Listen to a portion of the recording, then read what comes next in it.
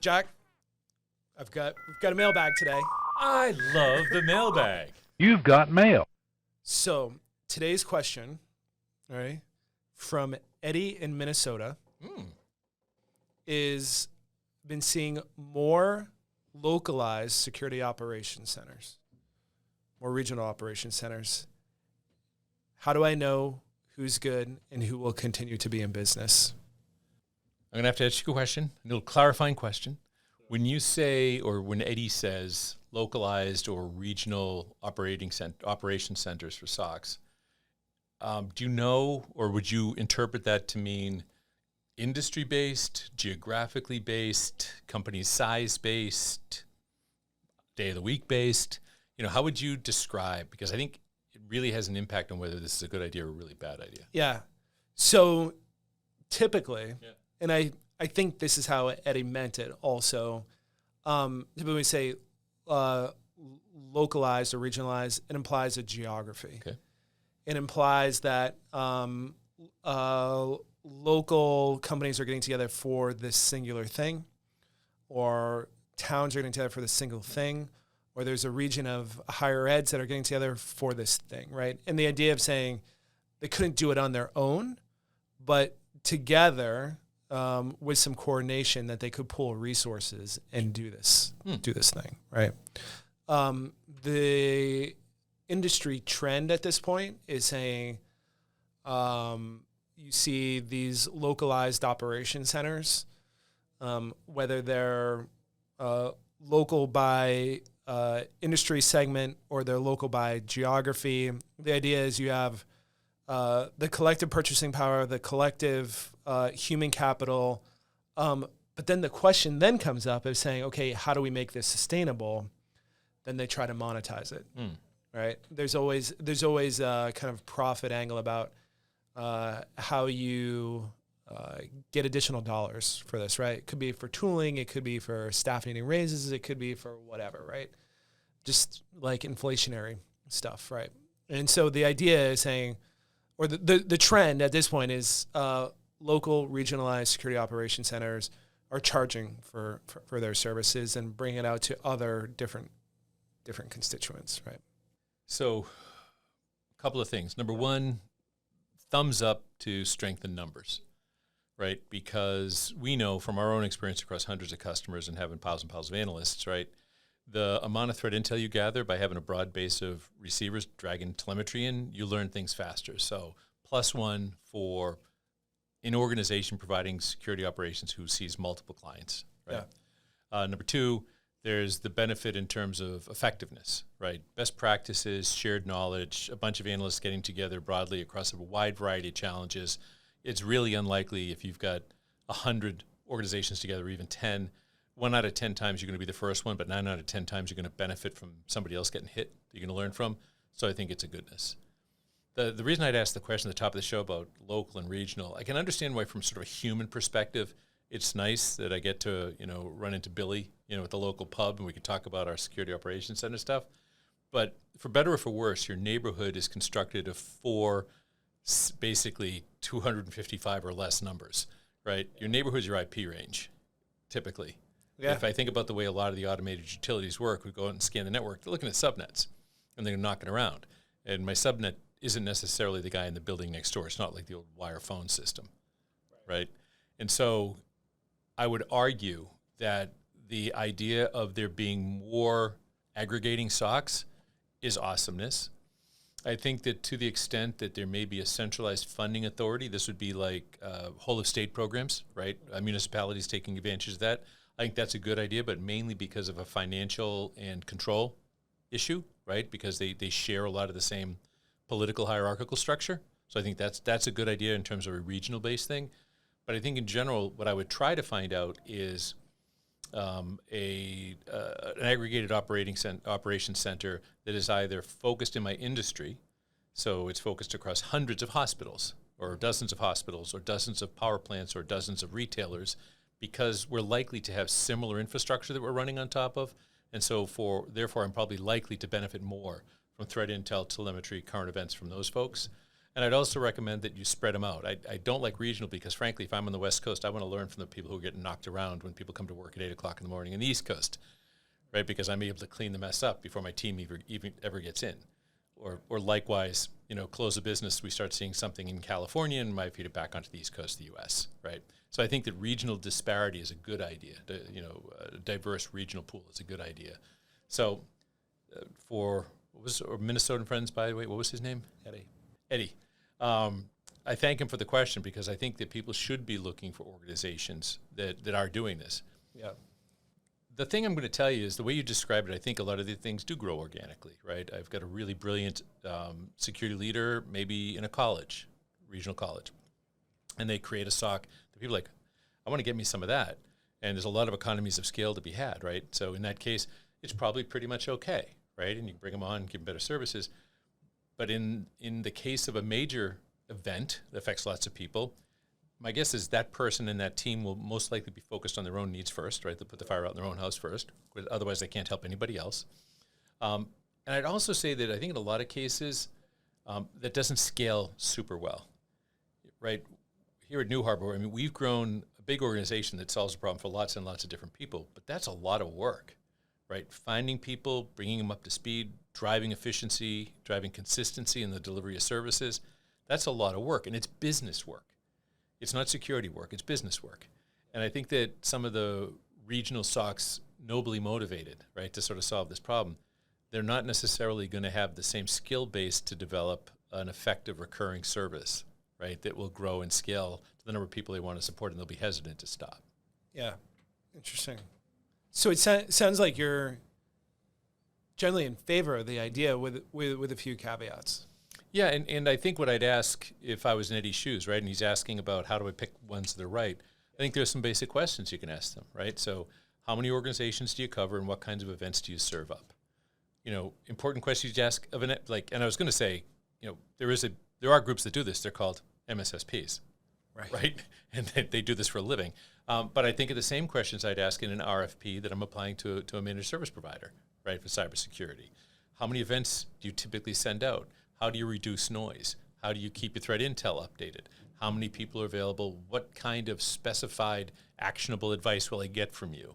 Right? Because that's what really matters. Mm-hmm. You could just put an alarm, like put a few machines out there that when you get hit with ransomware, they blow up. Right? That's great. The problem is, what the hell do I do now? And I think that if you're just using it as a fire alarm system, that's very different than a fire department. And you're looking for a fire department that'll help you do it ahead of time, prevention, give advice. And when something bad happens, they'll be there to help you clean it up afterwards. They're not just the group that's going to do the 24/7 monitoring to just tell you, by the way, you're not at work yet. It's 2 o'clock in the morning. Just so you know, when you get to work in the morning, you're effed. Yeah. I think the only thing that gives me pause about this, and I'm not saying it's bad, by the way, it's just the piece where I just kind of just stand still for a second, think is, we've been long plagued by using words and making statements, but not fully backing it up to the way that it should be. In an industry that is already fragmented, that is filled with market jargon, it's very, very hard for people to determine, buyers to determine, consumers to determine whether this service is good or bad, right? Regardless of whether it's a local SOC or regional SOC or something else, like the challenge still exists, even between like established MSP and established MSP. Like they're going to say different they're going to say the same words, but the outcome in the service might be very different, right?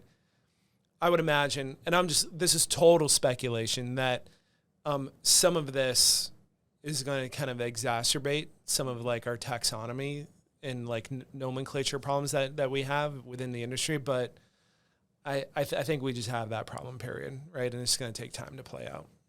I'm going to take what you just said, and I'm going to recast something I just said on the basis of Eddie's question, right?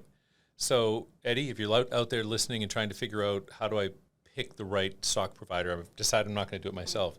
Start off by describing, write it down, what you want from your own SOC, were you to have infinite money, infinite capability, people actually wanted to be hired, et cetera, what would it do?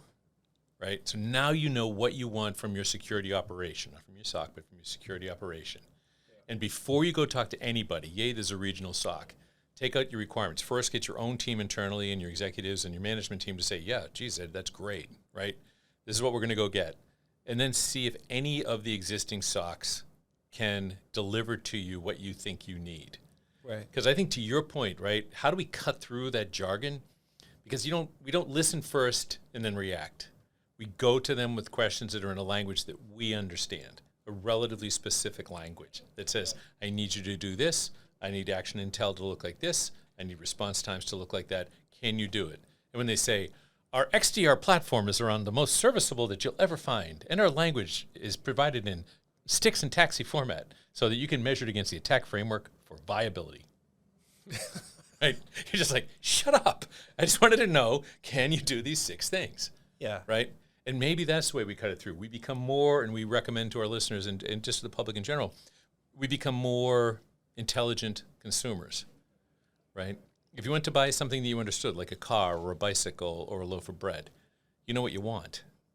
Right. And so you ask for that. And if somebody says, but wait a minute, our bread has Pixie 650, you're like, I don't know what the hell that is, but is it whole wheat or not, right? And you know the language of the things you want to buy, that you know how to buy. And maybe we just suggested folks like Eddie take some time to think about what they're really looking for before they start thinking about where they're going to buy it. To me, it's a shift in the approach, is I think what I heard you say. Yeah. It's rooted in common sense, though, right? Of saying, instead of comparing what 2 security operations might offer you, rather compare the 2 security operations about what's right for you. 100%. Yeah. Common sense and nobody does it, but yeah. Yeah, exactly right. It's because it's the uncommon sense. But yeah, well, I don't think they've felt competent, perhaps, to say what they need, right? And a lot of these folks, probably Eddie included among them, are definitely smart enough to describe what they want. Yeah, it seems that way. But I would also say, like, in my experience, you need to start from there. Yeah. Right? And you need to show up from that point of knowing what you want. Because otherwise, I mean, like God bless everybody that sells. But in the absence of having a starting point, you start from the point of the seller and the person selling you. And it's like, do I want to start from my safe spot and my where I know I want to be, or do I want to start from someone else's spot? And I was like, well, you want to start from your own spot on this one. 100%. And don't feel, I'm not going to say don't be afraid. Don't feel that it demonstrates a lack of capability to demand that they speak in a language that you understand. Right? If I was going to go negotiate a contract for a multi-million-dollar deal in Germany, and they gave me a contract in German and just expected me to figure it out. Ooh, I like this. Right? Then I would never sign it, right? I would never sign it. You have no idea what you're signing? Not at all. I have no idea if it matches my needs, Etsy, right? It's just completely different. Those Germans, they have a different word for everything, as we say, right? Yeah. And so if I, a security guy, and I need some stuff, I know what I need, and I go to somebody and I say, I really need something that can do a combination of monitoring my endpoints, watching for exfiltration at the wall, because it's really important to me that I don't see private data leaking out of my system. And somebody says, let me tell you about our XDR. XDR, telemetry, analytics, AI, right? And do you just say, what the hell did that mean? And if they can say to you, I'm sorry, I didn't mean to do that. It was like a nervous tick. What I meant to say was, we have a platform that we call XDR that actually understands the specific endpoint that you're going to be using and the messages related to the handling of data and transmission of data. And we also, because this thing we called XDR, the X means we understand more than just one type of technology. We understand your Palo walls as well, as an example. And we can actually tell from an outbound sense what they're actually seeing go out. And we, because we use these things together, can actually relate one to the other. And I think that would solve your problem. Shit, I'm signing the contract, right? They took the time to translate it into a language. But no one would laugh at me if I'm in Germany. I'm like, could I please get an interpreter here?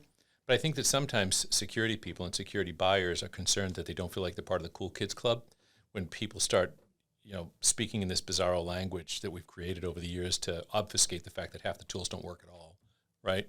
that we've created this language and they feel bad about asking questions like, what does that actually mean? Yeah. Don't be that way. Force people to tell you what they actually mean.